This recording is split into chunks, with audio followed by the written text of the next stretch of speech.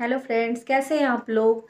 तो आज दिन गुरुवार का है और मैंने आपसे अपने पहले के ब्लॉग में आप लोग से अपने विचार बताए थे कि मैं अपना एक ब्लॉग साईं भगवान से रिलेटेड आप लोग के साथ शेयर करूंगी।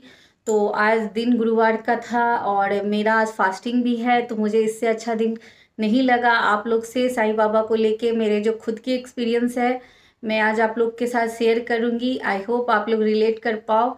तो फ्रेंड्स, हर किसी के लाइफ में कोई ना कोई प्रॉब्लम आती रहती है, उतार चढ़ाव होता रहता है। तो ये मेरा जो एक्सपीरियंस है ये मैं अनमैरिड थी तब का है, जब हम छोटी छोटी बातों पे ऐसा बोल देते थे कि अरे भाई एग्ज़ाम हमारा अच्छे से हो जाए तो हम वहाँ घी के दिए जलाएंगे, ऐसे फास्ट रखेंगे, या ऐसे जगह लड्डू चढ़ाएंगे, माता रानी को चुनर चढ़ाएंगे, ऐसे करके हम लोग छोटी छोटी बातों में एग्ज़ाम को लेके, उस समय क्या होता है कि बचपना भी रहता है और हम लोग जल्दी जल्दी सोचते हैं कि एग्ज़ाम का रिजल्ट अच्छा आ जाए तो हम ये करेंगे करेंगे। तो मेरी भी सारी फ्रेंड लोग साईं बाबा को बहुत मानती थी, तो वो बोलती थी अरे चलो एग्ज़ाम में अच्छे मार्क्स आ जाएंगे तो साईं बाबा को ऐसे करेंगे वैसे करेंगे। तो मैं हमेशा उनसे पूछती थी कि यार भगवान तो है, कृष्ण भगवान है, शिव जी हैं और भी सारे भगवान हैं, लेकिन साईं भगवान के बारे में मुझे कुछ भी नहीं पता। बाबा के बारे में बहुत सारे लोग नहीं जानते थे और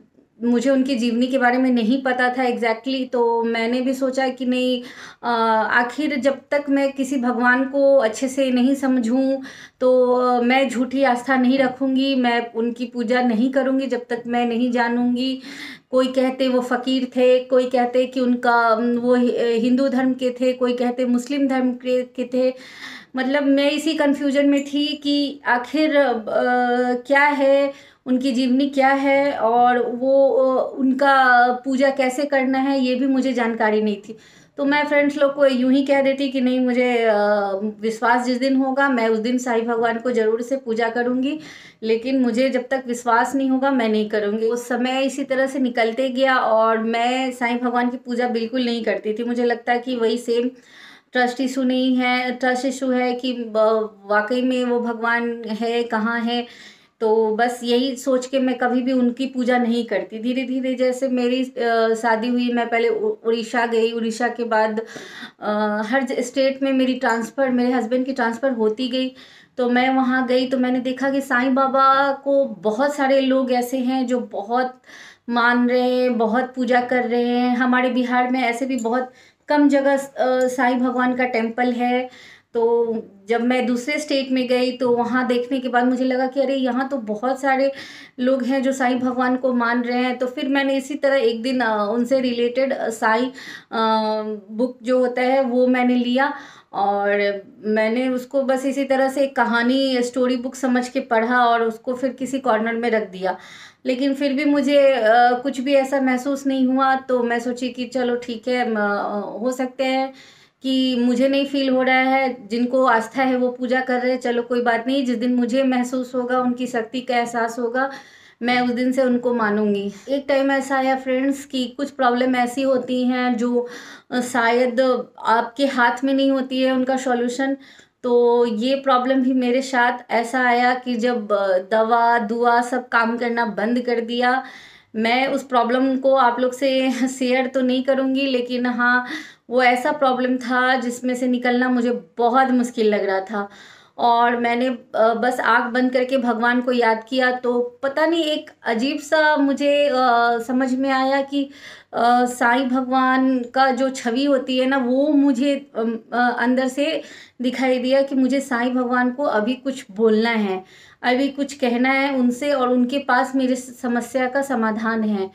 फिर मैंने झट से आँख खोला, मुझे लगा कि कहीं ना कहीं वो भगवान मुझे इंडिकेट कर रहे थे कि आप एक बार मेरे पे विश्वास करके देखो, ये होता है। तो बस मैंने उनको याद किया और कहा कि साईं भगवान, अगर आप सही में हो, अगर आप में मेरा विश्वास सही में जग गया तो मैं आपको पूजा ज़रूर करूँगी और मेरी आस्था आप में हमेशा बनी रहेगी, लेकिन मुझे प्लीज़ इस प्रॉब्लम से आप निकालो।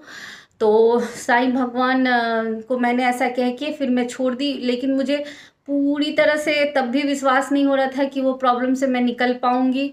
लेकिन ऐसा सेकंड दिन क्या हुआ कि अचानक से कुछ ऐसा कॉल आया जिससे वो प्रॉब्लम चुटकियों में जैसे जो सॉल्व होना बहुत मुश्किल था वो चुटकियों में सॉल्व हो गया।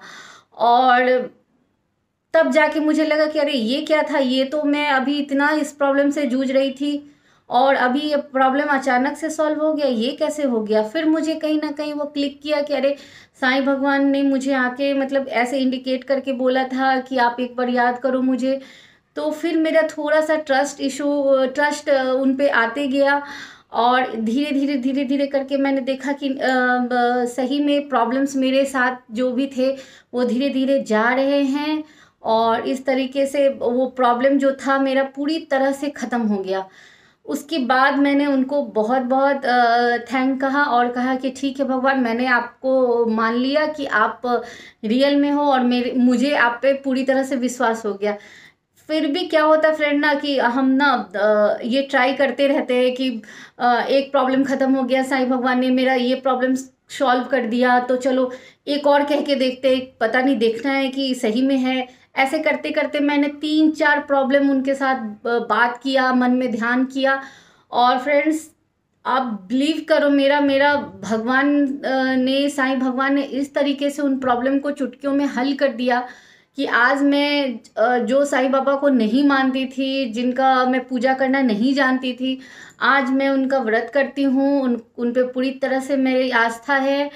और बस यही है। और उनका जब मैंने किताबें पढ़ी तो मुझे ये लगा कि नहीं, उनके लिए सभी कोई एक समान है, चाहे वो किसी भी धर्म के हो, किसी भी जाति के हो, किसी भी जगह के हो।